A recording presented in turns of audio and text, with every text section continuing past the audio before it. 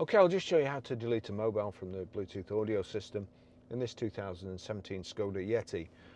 So from any screen, you've got phone over here, or you can go into menu and then settings, but if we're going into phone, there's nothing attached to it at the moment, so there's nothing paired, that phone's not on it, otherwise this screen wouldn't come up, it would just connect to the phone. But you've got the settings here. If I take my hand away, it kind of, the menu disappears a little bit. When I put my hand towards it, it's highlighted in green, it says settings. So we'll click on settings. Sorry, I'll just click again. Fingers don't work. And you've got select telephone or Bluetooth. We want Bluetooth.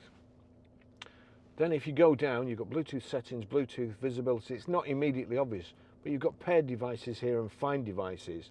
So we click on paired devices, and here we've got 100 phones.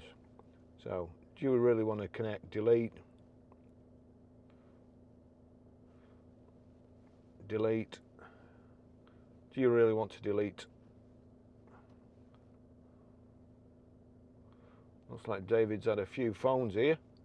He must be as bad as me for updating his phone.